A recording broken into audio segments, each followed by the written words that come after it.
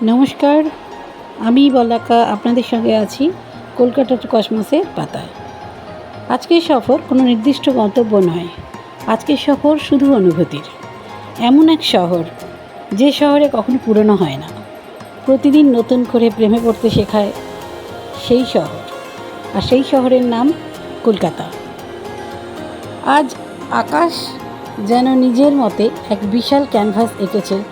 সাদা ধূসর, কমলা আর নীল রঙের মেঘ একসঙ্গে মিলেমিশে তৈরি করেছে এক অপূর্ব দৃশ্য। হালকা বাতাস, নদীর গন্ধ আর দূরে শহরের কোলাহল, সব মিলিয়ে মনে হচ্ছে সময় একটু কোথাও যেন থেমে গেছে। এই পথ ধরে এগোতেই চোখের সামনে ধরা দেয় প্রিন্সেপ ঘাট। গঙ্গার সামনে দাঁড়িয়ে মনে হয় শহরের ব্যস্ততা সব যেন এই নদীর জলে এসে ধুয়ে যাচ্ছে। এখানে কেউ আসে ভালোবাসার মানুষটির হাত ধরে, কেউ আসে নিজের সঙ্গে কিছুটা সময় কাটাতে, আবার কেউ শুধু সূর্যাস্ত দেখতে। কিন্তু যে কারণেই আসুক, এখন থেকে ফিরে যায় একরাশ শান্তি নিয়ে।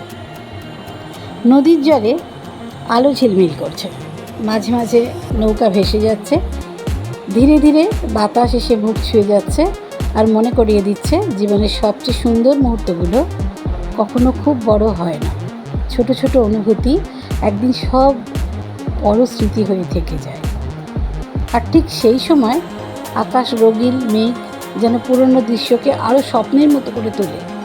মনে হয় প্রকৃতি নিজেই আজ কলকাতার প্রেমের গল্প দিচ্ছে। এই শহর শুধু প্রেম মানে দুজন মানুষের গল্প নয়। প্রেম মানে পুরনো ট্রামের ঘণ্টা, ভেজা রাস্তার গন্ধ, গঙ্গার ধারে বসে কাটানো বিকেল আর অজস্র স্মৃতির ভাঁজ। শহর থেকে একটু এগিয়েই চোখে পড়ে কাশফুলের সাদা সমুদ্র।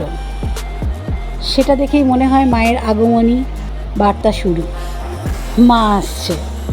বাতাসের সঙ্গে দুলছে হাজার হাজার কাশফুল। দূর থেকে মনে হয় যেন মাটির বুক থেকে নেমে এসছে এক সাদা মেঘ। কাশফুল আমাদের মনে করিয়ে দেয় শরৎ খুব একটা দূরে নয়, উৎসব খুব দূরে নয়। আর জীবন যতই ব্যস্ত হয়ে উঠুক, প্রকৃতি কখনো তার সৌন্দর্যে হারায় না। এই সাদা কাশফুলের মনের মাঝখানে দাঁড়িয়ে বুঝতে পারি সুখ আসলে খুব সাধারণ কিছু মুহূর্তের মধ্যেই লুকিয়ে থাকে। একটা বাতাস, একটা নদী, একটা আকাশ আর কিছু প্রেম, কিছু প্রিয় স্মৃতি। এইতেই জীবন সুন্দর।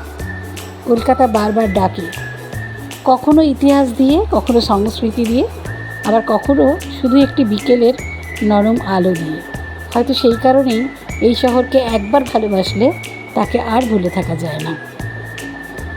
আজকের এই যাত্রায় যদি আপনাদেরও নিজের কোনো রকম স্মৃতি মনে পড়ে থাকে, তাহলে কমেন্টে অবশ্যই জানাবেন কলকাতার কোন জায়গাটি আপনাদের সবচেয়ে বেশি প্রিয়।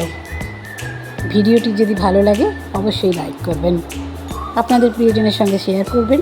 আর কলকাতা টু কসমসের পরিবারের সদস্য হতে আমার চ্যানেলটি অবশ্যই সাবস্ক্রাইব করবেন, পাশে থাকবেন, একদম আইকনটি চাপতে ভুলবেন না। আমরা আবার ফিরব নতুন কোনো পথ, নতুন কোনো গল্প আর নতুন কোনো গন্তব্য নিয়ে। আমি বলাকা বিদায় নিচ্ছি।